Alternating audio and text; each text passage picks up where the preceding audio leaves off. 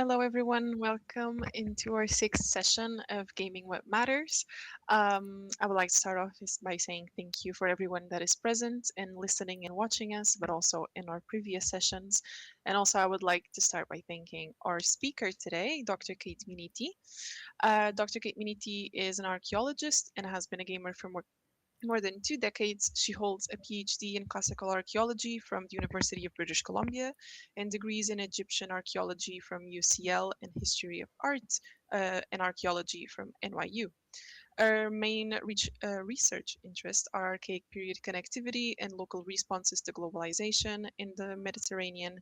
Since 2013, she has been exploring how video games can represent and misrepresent both archaeology as the field and antiquity itself.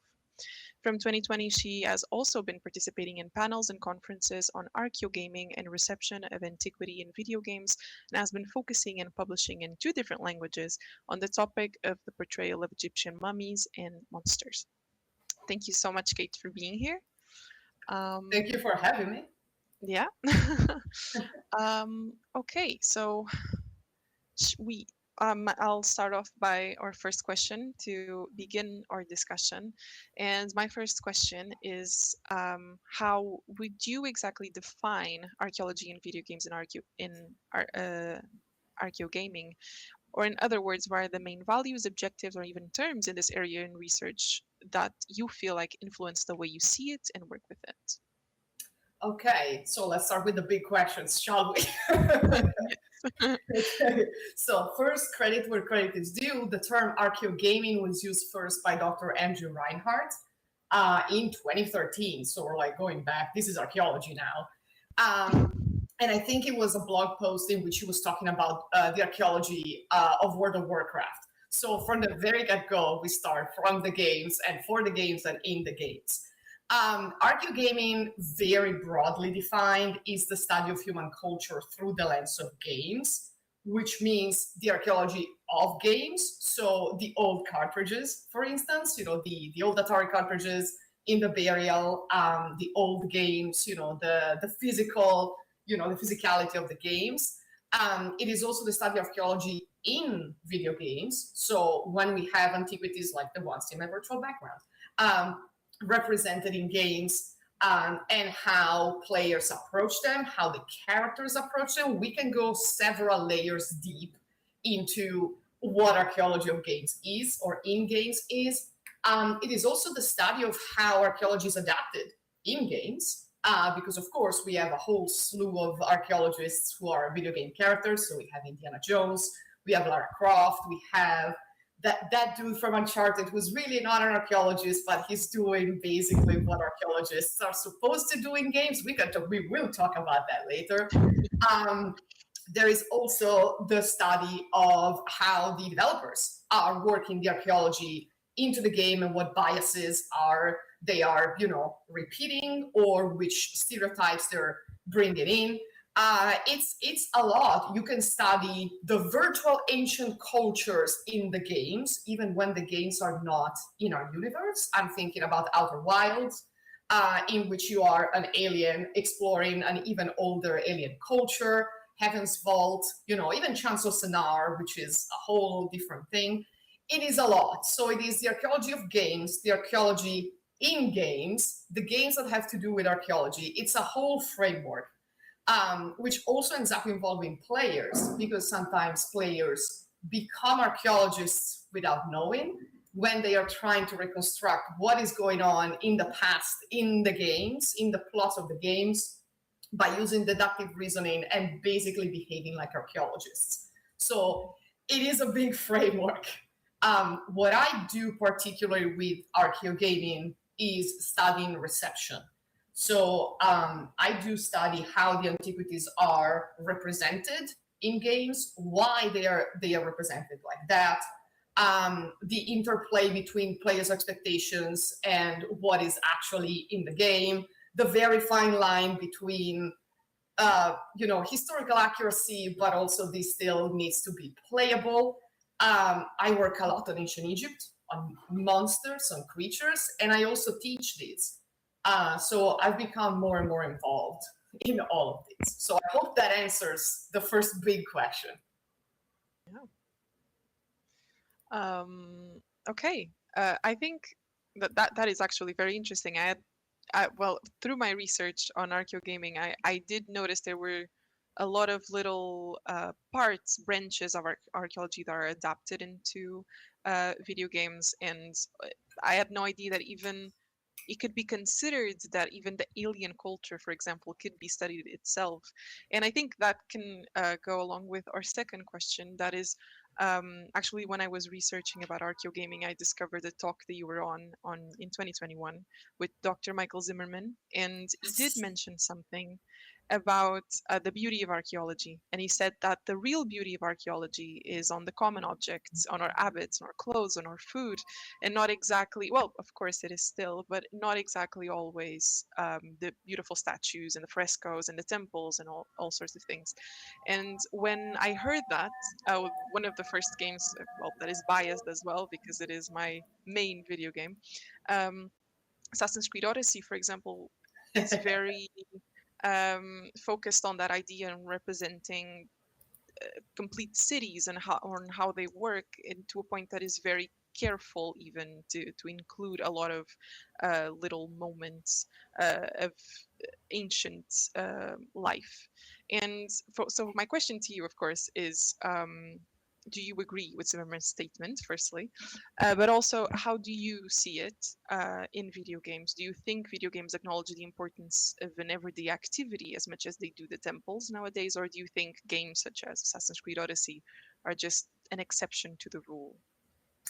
Okay, excellent. I also love Mike. He's been a great mentor in all things, and he's also a good friend, and he's also a great DM when we play D&D. He's an evil one, so and that is a compliment, of course. So the answer to the first question is absolutely yes. My God, I've been working in archaeology for almost like more than 20 years now. My God, I'm old. And I mean, I like the temples. I like the big things. They're beautiful. They're garish. I am lucky enough to work in a Greek sanctuary, and we have phenomenal large temples. But I think that the beauty of archaeology is also not just, I don't think it's an either or, it's also in the small things. I get very emotional about finding smaller things. Tombs, like smaller tombs of, this is going to be very sad, tombs of children, because you have to ask yourself what choices, for instance, the parents made when they had to choose what objects they were putting with their baby that they were bearing, right? That's the very human side of archaeology. Sometimes we get frustrated with the constructors because they're like, what the hell were they thinking when they built this wall this way? Why didn't you do this that we expected you to? Why did you do that instead? Which is, that's a very standing on time problem. And also, it's interesting to think about our own biases when we find small things in antiquity, right? If we find a ring, if we find, some ornament, some of us immediately assume that it's for a woman. And it's like, but why? Why would you assume that, right? Or we make assumptions about who put that thing in that place. And it's like it's a lot of deconstructing our own thought process dealing with antiquity. But I do like the small things, the not garish things. I love a big temple, but I like the small things too. I think the beauty of archaeology is the human aspect of it, thinking that the ancient people were people, right? We can't know what they thought because they're dead and we are not necromancers. But it is good to feel some commonality with them on that, on that side. So the first answer is yes. The second one is it depends. This is going to be a lot of my answers, right? It depends. A lot of AAA studios have the capacity and the funds to focus on the small things in their giant games. Smaller studios may not, but I do think that there are some very nice bits and bobs of everyday life in smaller games that are very interesting. I'm going to talk about alien games a lot because those are the ones that I've played lately. Like in The Legend of Zelda, for instance, like the last two installments of The Legend of Zelda, there is an ancient culture, right? Of which you find the ruins and everything else. And you find important, old ruins of them, but also smaller things.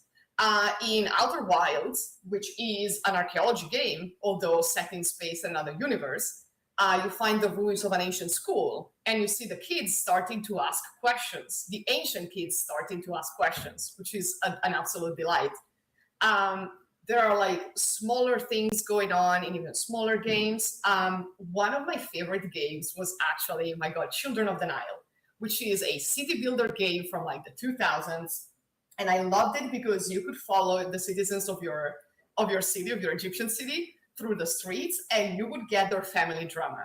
And you would see, yeah, I love it. I love it. You can see them going up and down, the social hierarchy. They get married. This one is going to the courthouse because his wife cheated on him. This one is, bringing flowers to his girlfriend. I think there can be small hints of this and small bits of everyday life that actually make the whole world of the game feel closer to us, right? Because none of us, at least not me, are going to build big temples and pyramids in our lifetime, but we've all been involved in our neighbor's drama somehow. We've all been, most of us have been to school. So I think much like real archaeology, the archaeology in games and the games about ancient history can make us feel closer to the characters and the simulated past through these very small, tidbits of everyday life. I hope that answers the question. It absolutely does.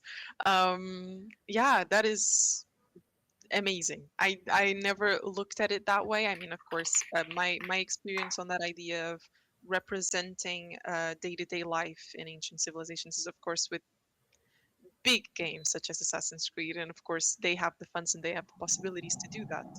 Um, and actually, I think one question that could really fit into this idea is, of course, there is the possibility to greatly represent, but is also the possibility of being culturally insensitive when we're representing civilizations, and we know multiple games that are known to do that. And there is the question of, some people do say, though I'm not saying that I agree, that is, if a game becomes too historically accurate, it can become at one point boring. So my question to you on that is, of course, what do you think the industry, when I say industry, I mean from indie to gigantic companies, as we said, Ubisoft, can do to both avoid a colonialist and culturally insensitive representation, but also in a way that does not affect how a video game is supposed to be fun and all sorts of things? Okay, so let me start with a quip. The people who say that accurate history is boring have never studied history, because That the is true. amount of drama and, pardon my French, absolute bullshit that we find in history is insane. We could make like seven season long, TV shows on a single Ptolemaic king, for instance. So, and that's talking about kings. Like, I assume that normal people had even more drama going on in their lives. But to answer the question, like in a more serious matter, I think there's like several different questions all at once. There is the question of historical accuracy being necessary for a game. There is the question of, is this an either or situation? Is the game playable and fun? Is the game historically accurate?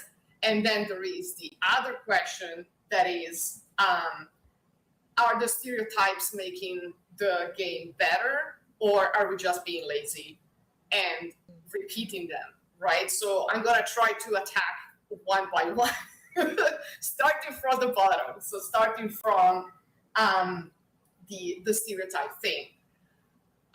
In the ideal world, which is what my field supervisor loves to say, every studio would have the money and the time to hire consultants who could, explain things to them and tell them how to make things more, culturally sensitive and like appropriate to the times in which we are. And they would also listen to them, because sometimes people consult and then they are not listened to, and then you find hieroglyphs on the floor, which is something that happened to a good friend of mine who told them, do not put the hieroglyphics on the floor because they would not walk on them, and they were on the floor. It happens, Sometimes there are choices. There is also the interplay between what the developers think the audience will expect, I think, and what the audience actually cares about, which can be very different things, right? Do we expect everyone, authenticity TM, exactly, I'm reading the chat. Yes, exactly, right? What is authenticity, right? Very subjective. But there's also something to be said about things being immediately recognizable so that players know exactly where they are. If I put a pyramid on screen, everyone's going to be like, yes, Egypt, right? Which is another field in which I'm dipping my toes lately, so I can talk about it later if you like. But so in the ideal world, money, funds, consultants that are listened to, right? Not ideal world, which is our reality, which is, with the planet on fire. Okay, how do we do this? Well, the studios that have the money should have the will to do that, right? Of all people, of all studios, I think Ubisoft did a good job, an okay job, with the RPG trilogy. I haven't played any other games after those, but like Origins, Odyssey, Valhalla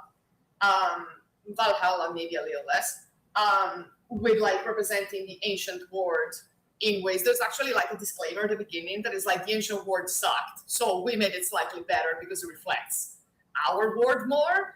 Which, okay, Ubisoft, but also you should also look at your own practices as a studio, right? Yeah. We all know, right? We're on the same play with that. Yeah. Also, stop killing your female characters, because stop killing the kid. It's a whole mess. But okay, we're not gonna talk about that one mission in Origins, but holy shit. Anyways, so ideally they could do that. For smaller studios, it's difficult because I'm not gonna tell people who have just enough money to do, to make the game, to spend more, to find a consultant, right?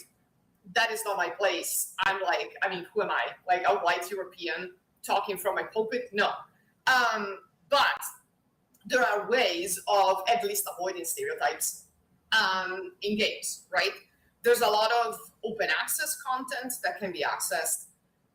There are groups and institutions and research groups and things like Save Ancient Studies Alliance, like you guys, like other things in which the antiquities, like the explanations about what antiquity was and was not is accessible to everyone. The problem is that if you are not already somewhat of an expert, how do you parse this information, right? Because then on YouTube, next to, I don't know, me talking about antiquity in games, there can be someone who tells you that antiquity was white.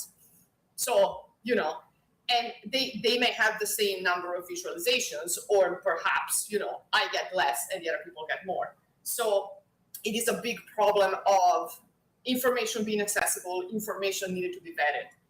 I don't have a good answer for that. Also, I never worked with an indie studio, so I don't know. There are ways around it. There are also ways to make the ancient world engaging without falling into these stereotypes, right? There are ways to do that. It becomes very difficult when it comes to mythology and religion, and I've realized that because I've been playing Age of Mythology. And the latest DLC is the Aztec one. And I'm not an expert, right? I know the basics of the art and architecture, not much about religion and mythology. Boy, oh boy, did they really lean into the stereotypes and made choices, right? That sort of choices. And they are a giant multi-millionaire studio. I understand that they wanted it to be very entertaining, but there's no need. Like, the Greek pantheon was okay. The Egyptian pantheon was sort of, they had the laser crocodiles, love them. It was sort of okay. Right? Just put some effort into that too, because yes, it's not a big household name. That is also a big problem, right? When we talk about antiquity games, there's a lot of Greek and Roman stuff. Egypt is there because Egypt is cool, and then everyone else is so underrepresented. Find me a game with Mesopotamian stuff that is not a city builder or a fight like a conquering game, like a real-time strategy game. Very few, very few. So that also builds into this thing. And then games are also self-referential. And this is something that my students actually pointed out to me, because they were like, these things that we are seeing in more modern games started in games 20 years ago. And everyone is taking them for granted. And it's like, wow, I never thought about that. And I've been playing those games for 20 years ago, right? So there is also like at this point, there's like an archaeology of the archaeology in games to see which kind of stereotypes we're going back to, right? But as usual, the solution would be a read a book. But then again, the academic books are not accessible, right? And the stuff that is accessible sometimes is not vetted, and it's a mess. And this is like a big problem, but this is like the big problem of this age, right? There's a lot of information out there, but vetting it is very difficult. It's a mess. So I don't know if I have a good question to that, a good answer, sorry, to your question. I certainly have, plenty of online resources that are free and open access, but also like talk to your local archaeologists, I guess, listen to your consultants, big studios and all of that. I wish I had the power to change all of these. Unfortunately, the answer as usual is, get the funding, talk to a consultant, find the resources, but then there are all of these gates. So it's a systemic issue. I don't think it's the dev's fault completely. It's the system's fault. What a cop out of an answer. I'm sorry. No. I think at one point, I think what you said is very interesting, but it makes everyone think about what is actually going on, because we have the big studios that have the funding and have every possibility to have the answers and the reality that is history and habits and all sorts of things about ancient civilizations.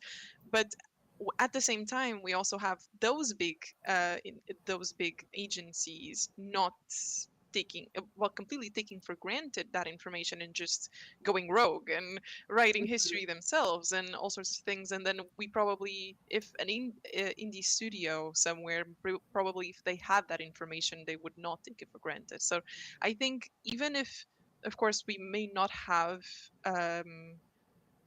black and white answer about what these studios can do, I think it still makes us all think about what is going on and what can be fixed um, and what can be done overall. And I think another thing that another question that I would like to mention in this idea of stereotypes is one that um, one that I came across when looking at archaeogaming and all sorts of things with archaeology and modern archaeology, and is of course what differentiates on what is associated, with archaeology and some sort of a topic of colonialism that is always kept in mind. And I think it was even on the talk that I heard you with Dr. Michael Zimmerman. You even mentioned the Tomb Raider series and how the idea where an archaeologist and a looter can sometimes be very stereotypical in their representations. And I would like you to talk about more on that in detail, because of course I'm sure you will know more about this, and I would love to know more. But of course, I would like to ask you: do you see it today as the games that are coming out today?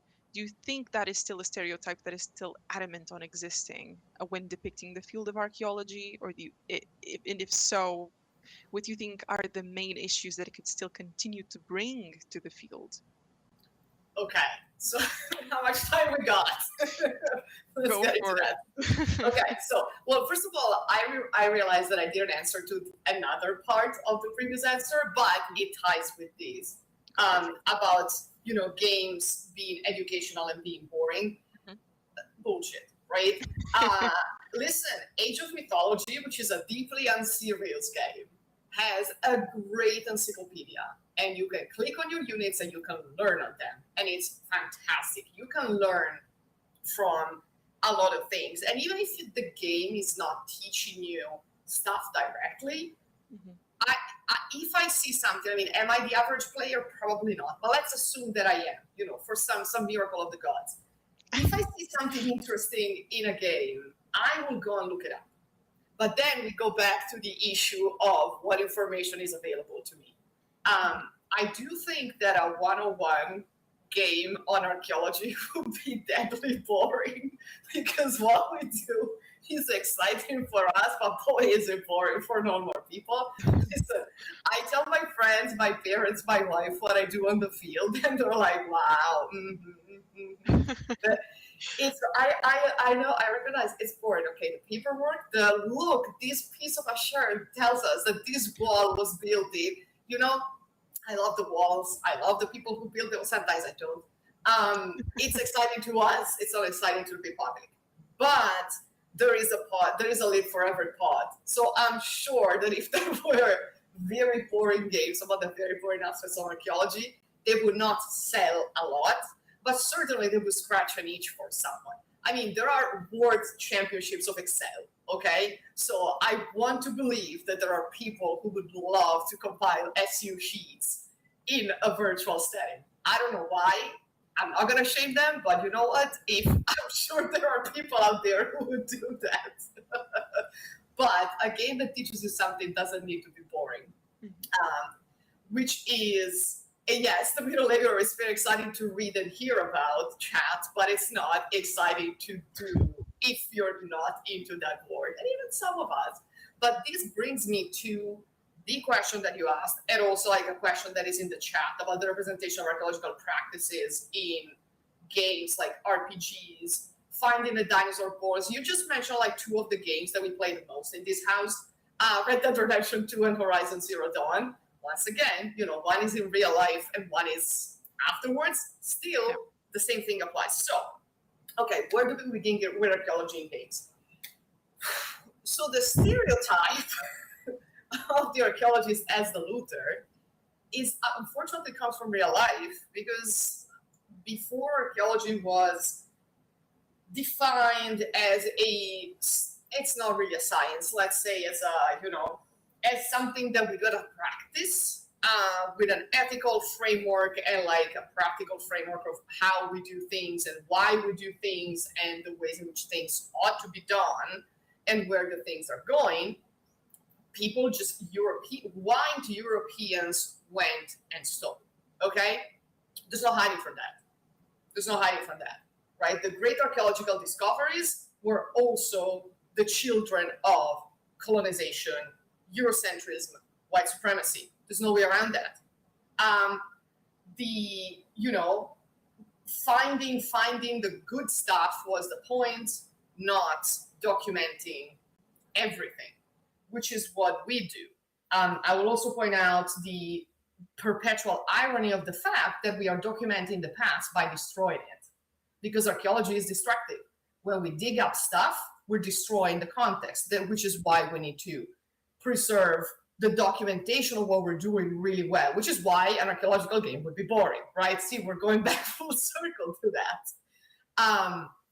But unfortunately, the stereotype works because it's adventurous, because it's, because you can shoot, you can use the whip, you can jump from place to place. Are the places, the places represented in games or one-to-one with the real places? Not always. I can think of pyramids that would not stand in real life, like in Tomb Raider, The Last Revelation. Phenomenal title. But those pyramids have so much space inside, and a pyramid has like this much space inside because the weight is so, gargantuan. It would just squash anything, right? So tension between historical accuracy and what is going on. But I think the archaeologist who's also a looter is unfortunately working because it's not the archaeological part that's interesting, it's the adventurer part, right? It's the actual adventure games that really make it nice. I have to say, I played the last Indiana Jones, Indiana Jones and the Great Circle. Incredibly funny. They did some really, really good work on recreating the environment, and you are not destroying it, apart from like a few holes here and there. For once, like you're in the Vatican in the 1930s, and you can climb, you can move around. There's no destroying, and there's no looting, which is interesting. There's actually a side quest in which you have to find looted and smuggled artifacts and give them back to their countries, which is did I expect that? Absolutely not. But then again, Indiana Jones always says this belongs in a museum, right? Which museum? Right? I mean, why do they have Egyptian stuff in Connecticut at the beginning of the game? We all know why. But I mean, they made it. I mean, it was also the 1930s. I do think. Well, I've seen on Steam a few games lately that are like more about archaeology being done on the field. Some interesting ones, some that I should try and play, in which there is also talk of whose antiquities these are, right? Which is also the big problem with archaeology, because I cannot count the number of people who ask me, where does the stuff that you find go? It's like, what do you mean go? It stays there. We have laws that tell us that we cannot take stuff out since, the 1960s. We cannot it's very difficult to take stuff to another city to be studied in the labs of another university, because you need a lot of permits. So that's where we're at. But in popular perception of archaeology, that's not how it works. Like you go, you take the stuff, and you do what you do, and then you shoot. Probably, I don't know. I've never used a gun in my life, not on the field. Like I don't know, But then again, back things. I will also say, unfortunately, that there are examples in real life of excavations that still sort of do that. So I cannot pretend that the field of archaeology is completely free from colonialism and from, let's say, national interests sometimes trumping archaeology and the archaeological record. And it is also a matter, this is like getting more into archaeology, but like even when it is decided to reconstruct a building, that is a political choice. When are you freezing that building in time? Because the destruction of it is also part of its history. So what are we doing here? Where are we stopping time, and why? Who gets to make that decision? So it is, and in games, that is very fascinating, because sometimes you go back in ancient times and some buildings that should not be there are there. Who's making the decision? Some buildings that should not be ruined are already in ruins. Is it because their iconic look is the ruined one?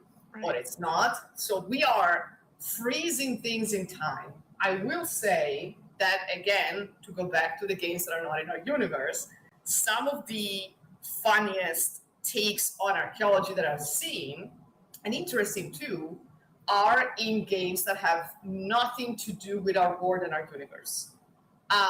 Heaven's Vault, which is a phenomenal game. Like, I cannot recommend the game enough. You play as an archaeologist who's more of a philologist trying to figure out the past of our galaxy. And she's very adamant about, no, we need to figure out the sequence of these things, and we need to figure out, what is going on. Outer Wilds, fantastic. Also, you're trying to figure that out. But also in Horizon Zero Dawn, in the Zero Dawn series, you are basically doing archaeology, right? Even though Aloy is clearly not an archaeologist. I mean, the woman has issues. She has enough issues to be an archaeologist, I have to say. But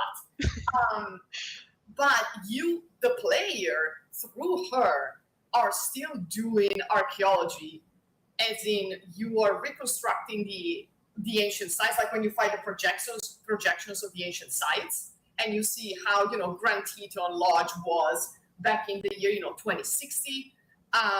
When you are interacting with, they are basically technological fossils, like ancient machinery and like the machines too. You are sort of trying to figure out what is going on, what happened in the past. You are reading the historical record through Aloy and figuring out what went on. But I would argue that that is also archaeology, even though it is not overtly archaeology, because the missions are go there, kill someone, find this, find that, but it's the archaeological process. So there are different ways in which archaeology can be represented in games, but there are also different ways in which archaeology is already present in games, even when it's not named as such. So you got the philologists, you got the explorers, you got the incidental archaeology. You're finding ruins and then you want to explore them. And then you have archaeology baked into the side missions.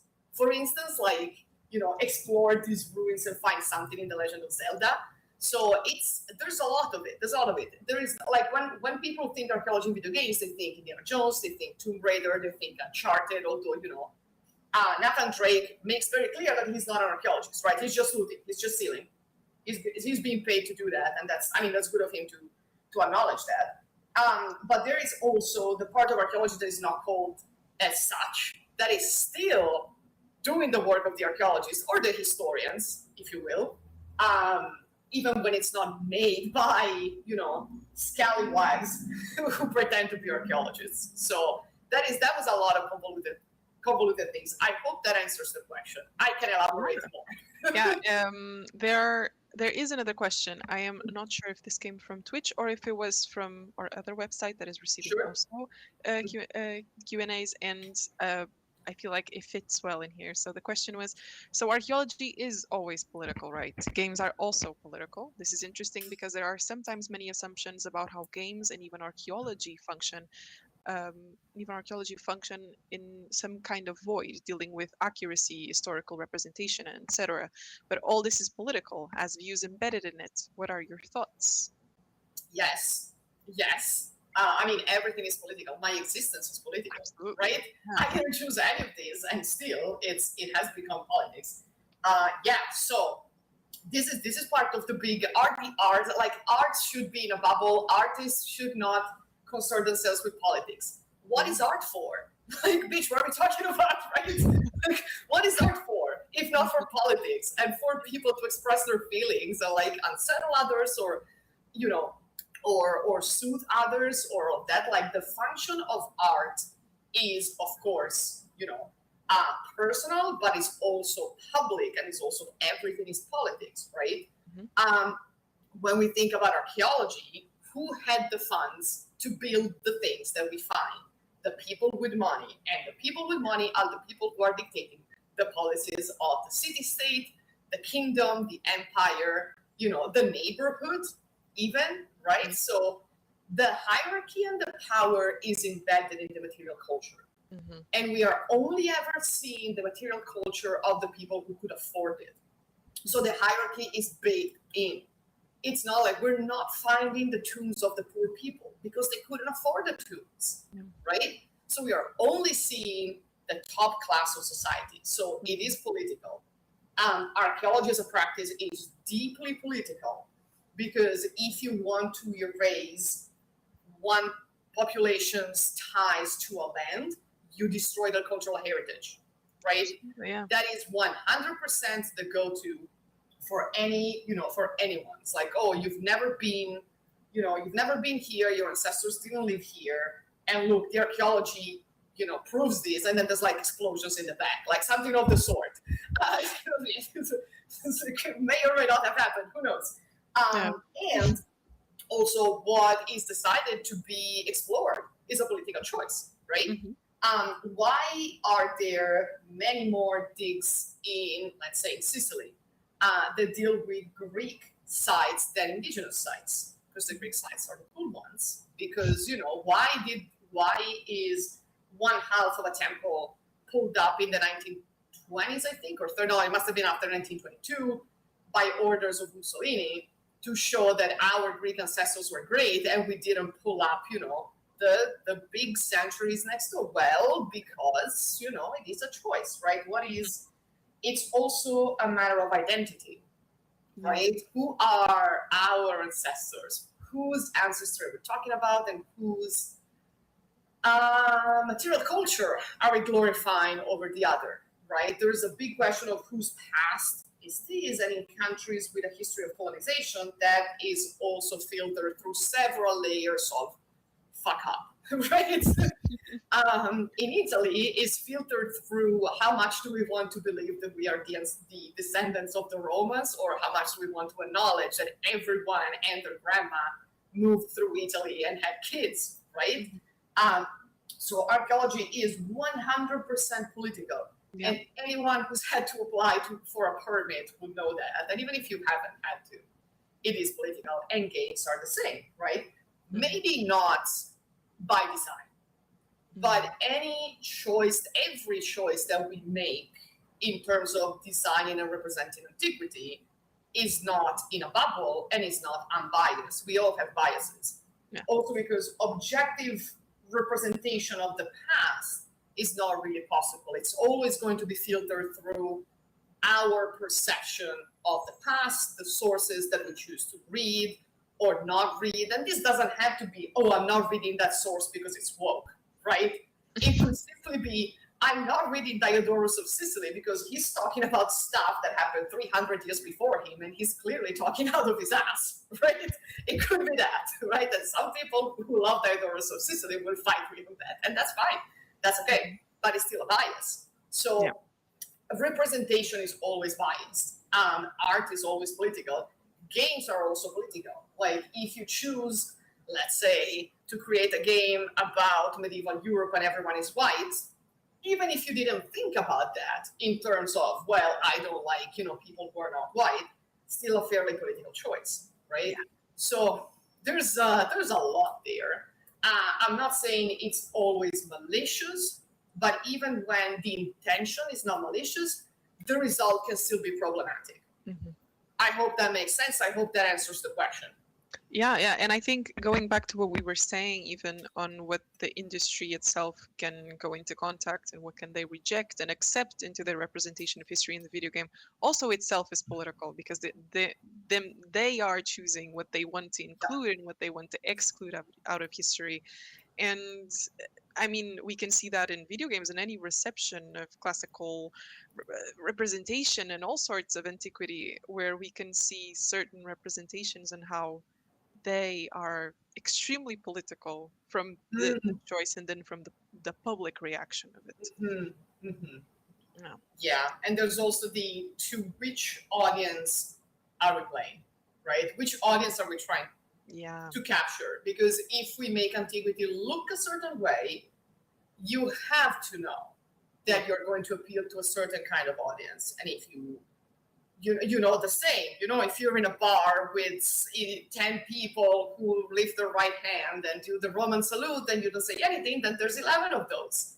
Exactly. So, unfortunately in this day and age, but always, honestly, ignorance cannot be an excuse. Yeah. Right? Especially if you're a big studio. Especially if you want to do anything. And like, heaven forbid, because I've seen these two on Steam, unfortunately, you make a game about antiquity and make ample use of AI, because the AI is biased too, right? The machines are also biased.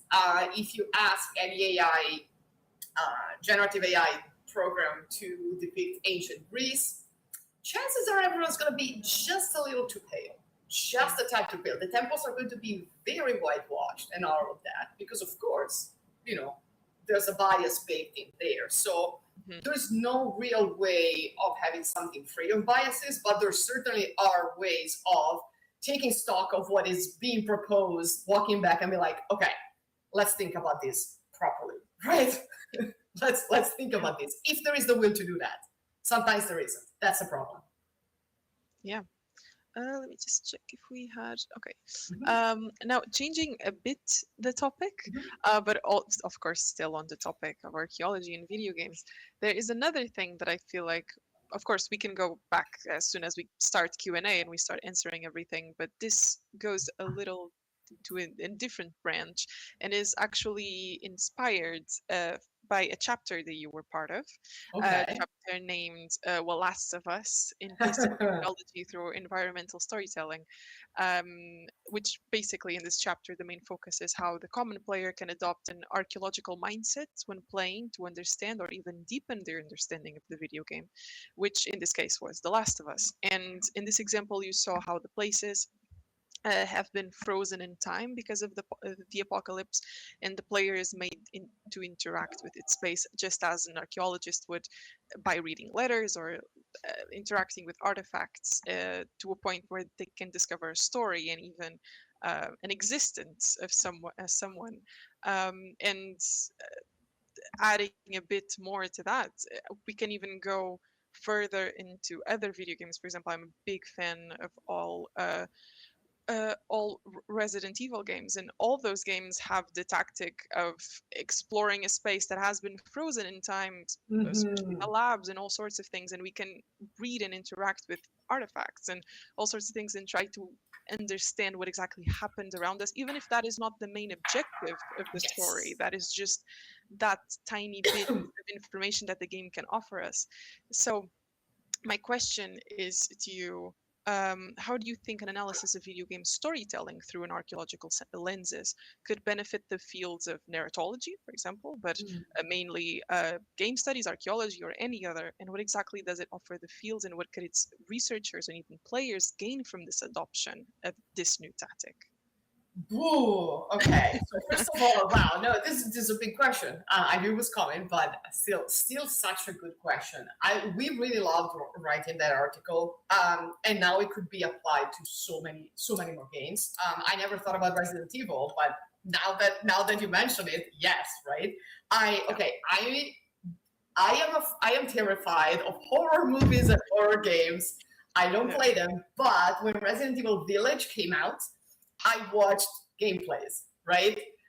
Did I watch them for the tall vampire lady? Perhaps, but that's beside the point, right? I was interested. I follow Italian streamers that absolutely crack me up, so I was watching them, and then I actually watched the voice actors play the game and comment on them, which was fantastic. But the whole thing in which you are trying to understand what is going on in the lab and what is going on with that goddamn child, and why Mother Miranda is doing what she's doing. That is also fairly archaeological, right? And it is, on the one hand, sometimes it's baked into the story, right? Oh, you need to get all the clues and you need to understand them. Sometimes that is not as well executed as perhaps that's intended. I think this is a bigger issue also with murder mystery novels, right? I'm a big Agatha Christie fan. I love Poirot and all that. I also watched like all of Murder She Wrote for like ages. And one of the issues that I have with some of those books, some of those episodes, and some games now, and I'm thinking about it, is that the clues that are presented sometimes are not really helping clarify anything. Sometimes they are. So I consider, like, in the minds of the writers or the devs, the clues may be clear, but sometimes they are not, even when they're like trying to be very clear, right? When they're trying to be obfuscating on their own, that's part of the game. And that can be very frustrating. But on the other hand, that is how archaeology works, because we never have the complete record, right? Ever. We always work with bits and bobs, and we're trying to make educated guesses sometimes.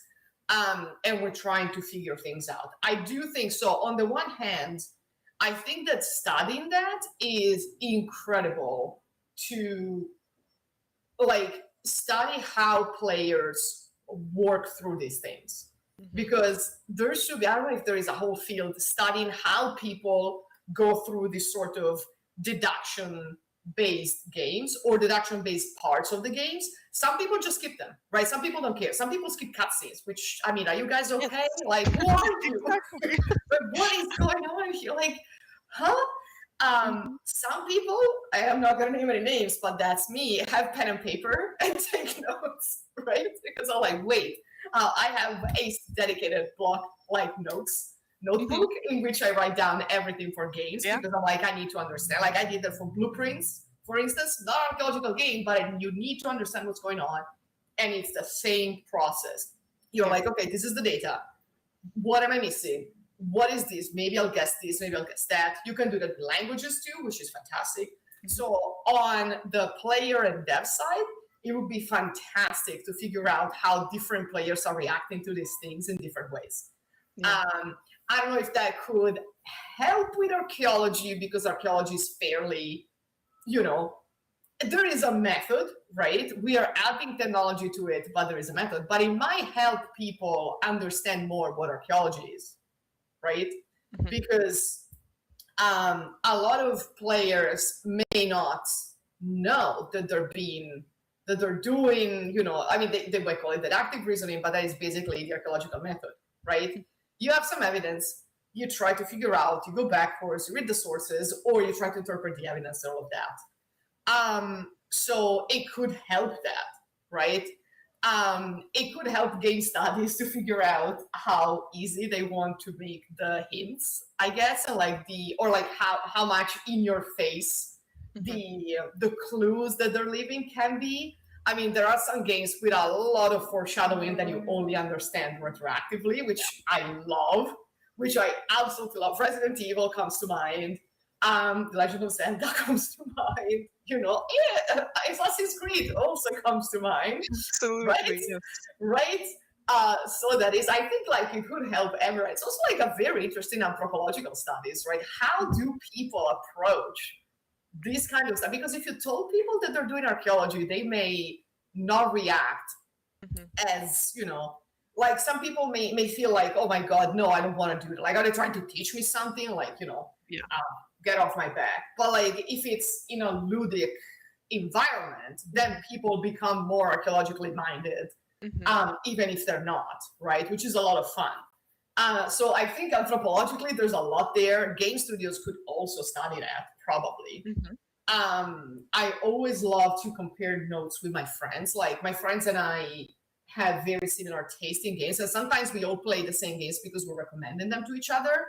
And like as I was playing, not an archaeology game, but a great game, Blueprints, which kind of needs you to take notes. I had like all sorts of notes, and I told one of my friends, "Hey, play this game. I think you're gonna like it." And she was like, "I need to take notes," and I was like, "Yes."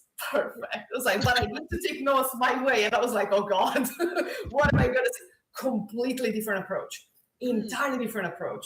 So that is interesting. I think there's more for game devs than for archaeologists there. But then again, as archaeologists, oh boy, do we make assumptions when we see things. And Mm. sometimes we're right, and sometimes we're not. Mhm. In Chance of Sennar is a game in which you are basically in the Tower of Babel. Each floor speaks a different language, has a different type of culture, and the final goal is to get them all to communicate with one another. It's a language game. Fantastic. The floors are inspired by certain cultures. One of the floors, I entered the very first screen and I saw big, big buildings, ionic columns, all in very cold colors. And I was like, this is the fascist floor, right?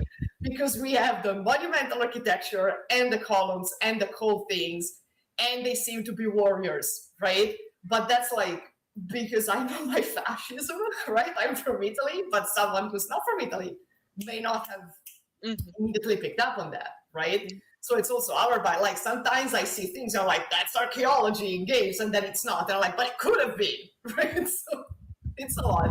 There is a lot, but it's interesting to see how players get into this discovery mindset, right? And use the archaeological method unwillingly or like not knowingly, maybe. I don't know how it will be, but certainly not knowingly, right? Yeah. But it's also the oldest trick in the game. Like you leave the hints and then you see if people can figure it out. And when they figure it out, they're like, damn. And I wish archaeology was that rewarding because sometimes we never figure it out. Sometimes we don't know. So I hope that answers the question. Yeah, yeah. Actually, someone in the chat said there's a game I play where people who proudly skip cutscenes and quest text are also the loudest, who are the how bad the story and the characters are. Yeah, Yeah, I mean, eh, I mean, if you're cutting, if you're skipping the cutscenes and the text, then what are you doing, right? yeah. I mean, I if you mean, want to play something, go. No, I was about to say, for example, one game that I studied, especially its environmental storytelling, was actually Assassin's Creed Odyssey, and they do use space a lot of times, even for foreshadowing, as you said. For example, I did discover for my master thesis, actually, it was how much they foreshadowed some deaths through space. Mm, So, for example, they kept using the Parthenon as a background moments when they were referring sometimes how Pericles was going to die. mm, So there are many moments where they would use that. And I mean, sure, there are games that use space for storytelling, but if you avoid all sorts of things that are story heavy, I don't know right? how you can enjoy the story at the end of the day. Right. What are we doing? Like, if you skip the cutscenes, you miss the plot. It's like, Exactly. why are you playing a story heavy game though? Like, I mean, listen, sometimes when I need to turn off my brain, I play games that require absolutely no brain power, or I play puzzle games with no Yeah. story, right? One of the two. I'm playing The Artisan of Glimmet, and it's 100% puzzles. There's no, I mean, yeah, there is a story, whatever. They give you like a scroll, like every, I don't know, 200 puzzles to tell you, thank you, you've completed this many glass, like stained glass windows, right? No story. Fantastic. Yeah. Great. Mhm. If I'm playing something with a story, I'm watching the cutscenes. Sometimes I'm reciting the cutscenes because they are before a boss fight and I cannot skip them, and so I know them by heart. And you're Yeah, like, absolutely. right? And you're making the voices. Mhm. But you need to, right? And the use of space, the use of certain words when describing certain people, and you're like, huh, I Mm. wonder, right? You're like, why? Or like, classic game thing. Why is this thing here? Sort of Mhm. out of place, right? Which kind of happens in archaeology sometimes. You're like, wait, what's going on here? This is Yeah. somewhat weird. And then, then you find weird stuff. But yeah, no, like if you play a story-based game, just follow the story. Otherwise, you can't complain. Absolutely. No Um, way. yeah. Um, well, now that I have asked you all of my questions, I would like to go into what chat has been saying, and sometimes we did miss, but also some questions from our team as well. Please. Um, so what actually was one of the first questions in chat that we totally ignored. I'm so sorry. There was actually, I think it was probably when we talked, probably, hmm, probably when we were talking about archaeology being used and with being historically accurate and all sorts of things, because the question was okay. Uh, uh, that made me think of discovery tours in Assassin's Creed, namely Odyssey and Origins. What are your thoughts on the tours? Okay, so I did love that you could use different characters than the protagonists. That was a lot Hmm. of fun. That was very fun. There used to be the Animus hacking thing on Origins on PC, and you could play the game as someone else, but the voice did not change. So there was Aya with Bayek's voice. It was a mess. Not anymore, unfortunately. They took that out. The discovery tours are great for classroom because you don't have to kill people. Like if you are just going around and showing, for instance, the Sanctuary of Delphi, the Acropolis of Athens, any other, like the Temple of Karnak, although you're managed by Vera with the Egyptian temples in that case. They're great for classroom use because you can go around and explain things. They're also great for like learning more about the in-game details and why they were put in there, which is interesting because many times as players we don't get an explanation from the devs of what they included. But like sometimes I think about in Origins, there's like, oh, we made the inside of the pyramids look like this because of this theory about how they were built. Like it's a spiral, the eternal spiral theory. So that's interesting to see. Other times it's like, I mean, it is an education. Unfortunately, I think like it falls on the educational boring side of the spectrum, Mm. but perhaps it is like it feels boring to me because that is literally my field. So I did that to get the achievements. Did I read all of the texts? not really. Would like 10-year-old me love to read all of the text? Yes, right? Mhm. So they're good tools, but they are tools, so they need to be used properly. And of course, there are choices there, right? There's always like what kind of narrative we are offering, we are representing about the past is also a choice. So it is not like it is a good tool. It is an interesting educational tool. It is not unbiased. We cannot make the mistake of thinking that just because it is there, they have like consultants and everything else, the information that is there is 100% accurate or 100% unbiased, right? Mhm. That is the nature of human things. Unfortunately, went very meta with this, but I hope that answers the question. Yeah. Another question was, what decisions have to be made when reconstructing ancient landscapes where evidence is incomplete? Do you know common practices that bridge this? I don't know common practices in games. I know common practices when we have to write archaeological Mhm. reports or present at conferences. Educated guesses. Um, Try like sometimes using things that are comparable. Sometimes using common sense. I've seen. I'm gonna give you an example without naming names. I've seen reconstructions of some Greek sanctuaries in which there isn't a single tree. It's like, are we for real? They had like the sun in there is scorching. They must have had trees in the sanctuary, and the natural environment is also part of the cult. And if not trees, at least some awnings so people would not die. Like, are we for real here? We need to think about it. But in terms of reconstructing buildings, if the evidence is scarce, then what we usually do, what people who work in reconstructions usually do, is either, invent things, which is basically making educated guesses. Find comparable structures from comparable places from the same time period, similar, culture more or less. But even then, it's never a one-to-one, right? Even in Greek cities in Sicily that are very close by, there are differences in, for instance, in how they build their temples. So it's never one-on-one, one-to-one. But yeah, lots of educated guessing, a lot of might, probably, plausibly, perhaps, lots of is. I'm not aware of what the best practices are in games when reconstructing that in games. In academic literature, in academia in general, it's using a lot of might, maybe, perhaps, and try not to be outlandish if possible. Some people jump to conclusions and really they need to stretch after jumping to those conclusions. There's one paper I wish I could cite, but I won't. But yeah, I'll tell you after after the stream. But yes, I hope that answers the question. Yeah. Um, I think this was when we spoke about archaeologists and looters and all sorts of colonialism topics that we were discussing, because the question was, taking artifacts as collectibles is so common in all sorts of games. This is a problem, right? I was thinking about the relation between archaeology games and colonialism.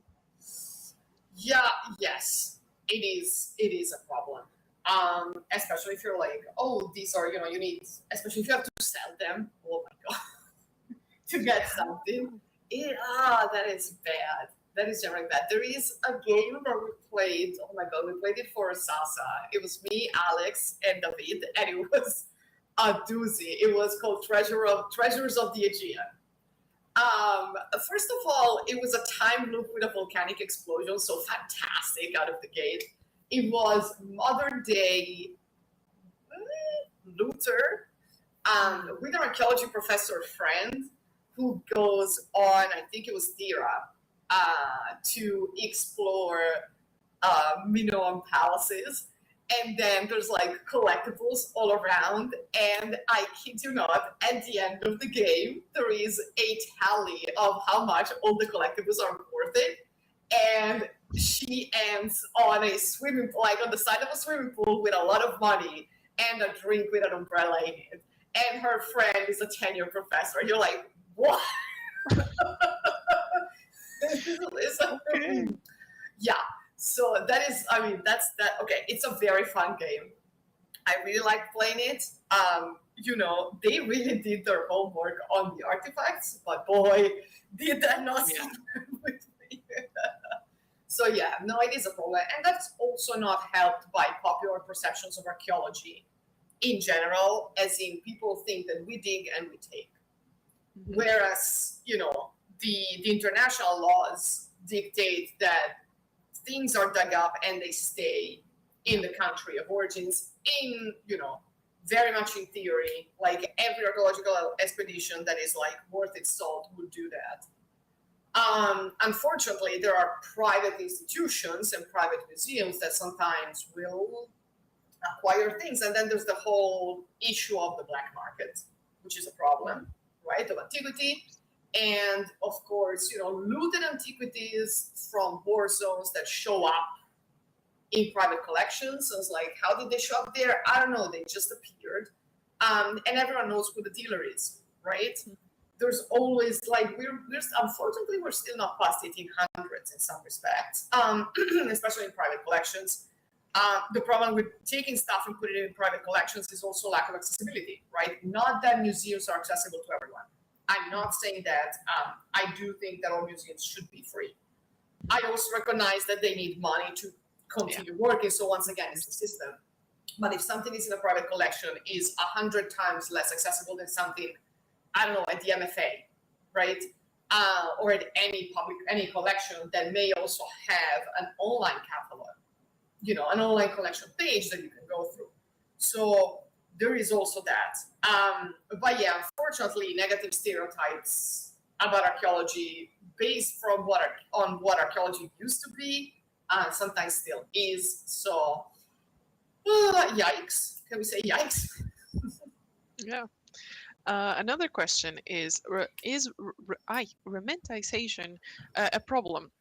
Do you feel that there is an ideal do you feel that there is an idealization and a romanticization, for instance, of ancient Egypt? I feel that movies like The Mummy or other cultural products contributed to this euphoria surrounding Egypt. Do you think that this is problematic, especially when we apply it to games in the way they are available to so many people? Okay, well, let's talk Egyptomania then. We're never gonna get rid of Egyptomania, right? There's always new waves of Egyptomania. There was one when I was younger because of the mummy, you know, the 19, no, was it 2000? That one, the one with Brandon Fraser and, you know, that beautiful cast. There was a wave of Egyptomania in the 1920s when the Tutankhamun was discovered. There was Egyptomania before when Napoleon came back with La Description de l'Égypte. We're never gonna get rid of that, right? But yes, it is romanticized. Ancient Egypt, sometimes less so. Sometimes we fall more into the horror category, right? The moving, you know, the mummies, the revenants, the monsters, the weird stuff, the curses, which is a problematic in and of itself because that's Orientalism, right? Let's call it with its name. That's still Orientalism. I think the ancient works sometimes get romanticized the other way. So it's sometimes a little too nice. And it does not reflect, you know, the terrible things that happened. One question that is very uncomfortable for a lot of people to ask, and this is in real life, is yes, these cities built great temples. Who did the work? Who built the things? Who brought the, you know, the big blocks? Who pulled those out of the quarries, right? And the answer is always, almost always enslaved people. So and in ancient, like in games set in antiquity, sometimes that is not there. It's like, oh, there's workers. Okay, fine. There's also enslaved people. Where are they, right? They are invisible in the archaeological record and they're invisible in games too. So sometimes there is a romanticization that way. Sometimes, and this happens less so for antiquity, I would say, but I may be wrong, and more for instance, medieval Europe. It's romanticized the other way in the George R.R. Martin way, where everything is gritty, violent, there's no hope, everyone's up to kill you or do horrible things to you and or your corpse, right? So there is nuance everywhere. No one is saying that the ancient world was great. It certainly wasn't for people who weren't men and rich and able-bodied, which is another thing. But there is definitely a romanticization of Egypt in media, not just in games, because we're always having new waves of Egyptomania. And for the rest of the world, sometimes it is idealized for the wrong reasons, like, oh, finally, these are manly men and there are no women inside. And who is idealizing that, right? And whose ideal world is that? I ask, I wonder. But yeah, I think everything that is very clearly still a product of old stereotypes, Orientalism, Eurocentrism, all of that is inherently problematic. Now, does that mean that we cannot watch and enjoy trash? No, we can still watch and enjoy trash. Like, I watch soap operas. I would know. I mean, we all love The Mummy. The first three, the fourth one doesn't exist, right? We'll see if are they making a new one? Probably they're making a new one. But it's also good to call a spade a spade. It's like, yes, this is trash. It's entertaining, problematic, trash, right? And it happens even if you watch stuff that is like that was not that long ago. I recently watched completely non-archaeological, The Devil Wears Prada. Boy, is it a movie of the early 2000s. Wow. Yeah. Wow. It shows, right? And the same for games, right? So hopefully going forward, we will get to a point when in 20 years, people look at games of the 2020s. They'll be like, wow, really, these stereotypes, right? But yes, unfortunately, problematic representations are a persistent problem. Not as widespread as they used to be, but also the sheer amount of media is larger than it used to be. So maybe they're spread out a little more, but they're still there and they still suck. Put it bluntly. Oh. I hope that answers the question. Yeah. That was or a last question as well. But yeah, I feel like you covered a lot of interesting things here. And I'm pretty sure there's no more questions in chat. So yeah, let me check. Yeah, I think that is it. So I would like to start by thanking you, Kate, for being here and for discussing for this hour all about archaeology and archaeology in video games, but also thank everyone on chat and everyone that lurked or stream as well. But yeah, I don't know if you would like to say something, Kate, before we finish. Yeah, no, thank you so much for having me. This was a lot of fun. I hope I encourage some people to get into the archaeogaming side of things, or I hope I gave good gaming recommendations. That is also a great pride and joy for myself. Yeah. And yeah, no, thank you so much. This was a lot of fun. It's always a pleasure to come and talk to like-minded people. Yeah. Okay. So goodbye, everyone. Thank you for being here. Bye bye. Thank you.